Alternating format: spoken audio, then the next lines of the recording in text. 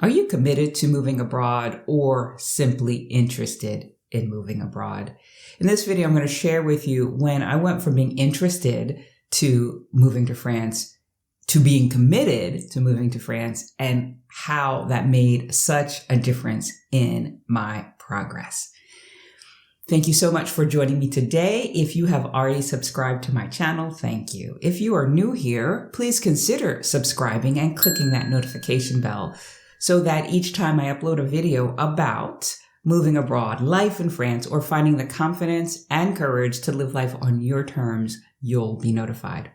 I'm Patricia Brooks, and in 2018, I quit my job as a project manager, and I moved from Richmond, Virginia to the south of France, and it has been an incredible experience. But that would not have happened had I not committed to making it happen.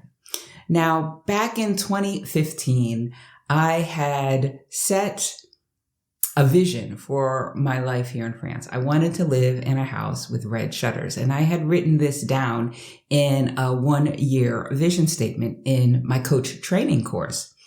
And I said, 1 year from today, I will be living in the south of France in a house with red shutters. I was interested, but I was not committed. I was not doing the things that were required to actually make that happen. I wasn't building habits that would allow me to get here. And that was for a number of reasons. When I work with my clients, I talk about something called success congruence, and it can be represented in a triangle. And what it is about is that if you are going to have success in achieving the thing that you are going for, 3 things need to be true at a very high level. First off, you have to believe that the thing that you are going for is possible, and not only possible, but possible for you to achieve. And if you are not at a 9 or a 10 on a scale of 1 to 10 with that belief, then you're going to struggle to make progress and make your dream a reality. All right. So that's one side of the success congruence triangle. Another side is that you have to believe yourself to be worthy or deserving of the thing that you are going for and not have remnants of guilt for actually achieving something that maybe others might not achieve. You can't be telling yourself, well, who am I to, earn this degree or do this thing that I'm going for? Because if you're not at a 9 or a 10 with your deservability in the thing that you're going for, you're going to struggle. It's going to be hard and you might not get there. The third side of the success congruence triangle is all about commitment, right? And when I say commitment, it means that you have made a decision, that you have decided to go for the thing that you're going for. It's not just something that would be nice or that you're thinking about or considering. No, you've decided that this thing is going to happen and that you're going to do what it takes to make that happen. And so if you're not at a 9 or a 10 on a scale of 1 to 10 in commitment, you're going to struggle. So for me, back in 2015, I had this dream, but I did not believe that it would be possible for me to make a move to France. And so because I didn't believe it was possible for me, I wasn't really doing anything to make that happen. So I wasn't really fully committed because my belief was off. All 3 of these elements work in conjunction with one another. And so when you strengthen one, another one gets strengthened. All right. So back in 2015, I didn't have the belief. I felt worthy. I just didn't think it was possible for me. And so I didn't do anything to make it happen. I didn't commit. I didn't decide. All right. But by 2017, my life had started to feel very stale, very stagnant. And I felt this undercurrent of dissatisfaction that was growing and growing and was starting to become unbearable for me. Yet I still wasn't making progress toward a move abroad. And so in January of 2017, I hired a life coach to help get me unstuck. And I had to pay for this life coach. So that was the beginning of my commitment. I had decided that, yes, I'm going to make a move abroad, and that part of my approach would be to hire a coach to help me. So when you pay for something, typically that boost your commitment level. And so I worked with her for about 4 sessions. And after the second session, I was good. I recognized where my block was. I recognized that, I had enough savings to go on a visitor visa. So that boosted my belief level, the belief that it was possible and possible for me. And I took my foot off the brakes and put it on the gas, and I was full steam ahead, committed. And when you commit and make a decision, it's not a one-time decision that you make, right? Because it can get hard to stay consistent and true to the thing that you're going for. So you have to make decisions ongoing, right? Each morning when I got up and went for my morning walk, I had to decide that, yes, I'm going to listen to and participate in my language lesson, right? That was something I was committed to doing, but I had to decide every day whether I felt like doing that or not. On the weekends, I had to commit myself to going through my spare room and getting rid of things and taking them to Goodwill. That wasn't fun, but I had committed to making this move abroad. I had decided, and this was the path that needed to happen. These were the things that needed to happen. And so I did it, even though it was unpleasant.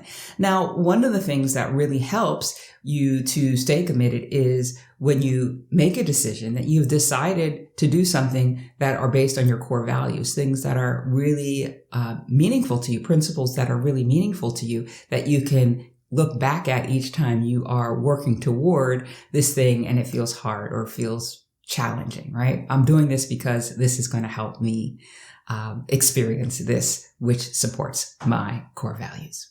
So that is commitment. Give this video a thumbs up if you have experienced a time in your life when you were merely interested in something. And so you kind of dabbled in it, you weren't consistent with it. And then you saw something shift in you and you became committed. You decided and you started doing things more consistently, and that you put in the work and you finally achieved that thing you were going for. Give this video a thumbs up. All right. Now, I have not always been so committed to achieving the things that I go for.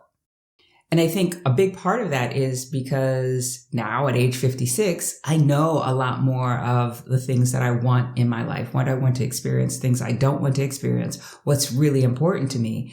And I can be clear and decisive and go for those things that are important to me and not run after something that somebody else might be going for that looks interesting, but I know that I'm not going to put in the time or effort to make happen. And can find myself feeling a little frustrated because, I'm spending time doing this thing, but I'm not getting the results. Okay. So I think that that's a huge thing. I will say when I was in elementary school and high school, I played the flute and my mom paid for flute lessons for me. And I practiced a little bit. I was an okay flute player, but that was not really my goal. That was my mom's goal, that I play the flute. And so I was interested because I wanted to satisfy my mom, but I wasn't committed because, I really didn't want to play the flute. And so I was an average flute player. Well, now I've picked up the flute again and I started taking flute lessons again. And the difference now is that I want to be a pretty good flute player. I know I will never be a professional flute player, but I want to be a better flute player. And that requires practice. And so every day for at least 30 minutes, I practice my flute, right? There's consistency there. There's commitment. I've decided I want to be a better flute player. I'm investing in that. And I'm investing with not only money, but with time. Back in 2015, when I was going through coach training, a couple people hired me to coach them. And I was really excited about that. But after 2 or 3 sessions with them, it came to light that they needed something other than coaching. They needed a therapist, and that was not what I was trained in. And so I found myself referring them to therapists. And I thought to myself, this really feels hard. Maybe I was wrong in the idea that I wanted to be a coach. And so I kind of let my coaching practice fall by the wayside after having 3 or 4 clients. And I didn't continue that. I was interested, even though I had invested a lot of money to become a coach, but I wasn't committed. In 2018, 2018, at the end of 2018, at the end of my first year here in France, I was looking for a way for me to stay here long term and earn money because my visa was a visa where I couldn't work. And somebody suggested, well, why don't you start a business in France? And so I started down that path. I started to write a business plan and I looked into what would be required to start a business in France. And I really wasn't really that excited about it. Because I didn't believe that it was possible for me to have a financially successful business in France. And so I was interested in that because that could be a way for me to stay in France and earn money, but I wasn't committed to it because, well, I didn't have the belief in myself that it was possible, right? And so that success congruence triangle, once again, paved the way for me to only be interested but not committed. All right. Well, fast forward to 2021, when I had this plan, I had a business coach to help me build the business, and I had this belief that it was going to be successful.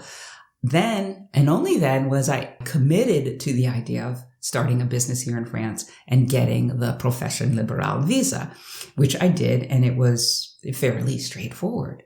I had become committed. In 2018, I was only interested. By 2021, I was committed, right? So that is the difference. That's the energy that helps propel you into success and moving through excuses, right? There's a saying that goes, there is a difference between being interested and committed. When you are interested in something, you do it only when it's convenient. When you are committed to something, you accept no excuses, only results. And I believe Ken Blanchard, the author of The 1 Minute Manager, is attributed with saying that. And I think that is so very true. The last thing I want to say about commitment is that there is an element of being consistent in your approach that helps you to get results. I have a friend who, she applauded me for building my business as quickly as I have and being so consistent in my approach. A couple of years ago, I signed up for a business mentor program, and I've been following the steps over the course of the last 2 years. And it's been not a quick process, but I've been following the steps. I've been following the approach. And one of the reasons I did was because, well, it was not inexpensive, but I saw it as an investment. But number two, I believed that the approach would work, right? Again, going back to success congruence. And so I was committed to doing the steps and making it happen. Now, there were some steps that I did better than others, and those that I didn't do as well, I needed to go back and assess how I was putting the plan in action and tweak some things so that I could improve my results. But I stayed true to the program. I stayed committed to the program. I was consistent in following the steps of this particular program. I didn't flit here or there to find another program when the results were slow coming. And that consistency of effort is paying off. And so I think that that is another element of commitment that is important to know, that when you pick an approach, it's important to pick an approach that you believe in and to assess things when in that approach when they're not going well, but to stick with that approach so that you can then have the results that you want over the course of time and not feel disappointed with your results. All right. So that's all I'm going to say about commitment. I think it's a really important thing to recognize. To be interested in something is not bad, because you can have a hobby that you just want to do, and you don't really have any goals tied to that hobby. There's nothing wrong with that. You could be interested in making a move abroad and have not yet made that decision. And being interested is a good thing, because then you can look into which countries you might want to move to, what kind of life you might want to have, right? And that could help you to make the commitment. So interest, there's nothing wrong with interest. Just know that if you're expecting certain kinds of results and you're seeing other people doing what you want to do, and you say, oh, well, they're lucky, or they had this on their side, they had that on their side. Maybe it's something deeper. Maybe it's the level of commitment. Maybe they went from interest to commitment, and then they were consistent with that commitment. All right. So if you are serious about making a move abroad, if you've committed to making the move abroad and you feel like you'd like some help with an approach to get you there sooner, I'd love to have a conversation. I'm going to put a link to my calendar in the description where we can talk, see where you are, where you may be stuck, if working with me might help you get there sooner. And I look forward to that conversation. Now, if you enjoyed this video, give it a big thumbs up, share it with your friends, be sure to subscribe, and I will see you again next time. Bye for now.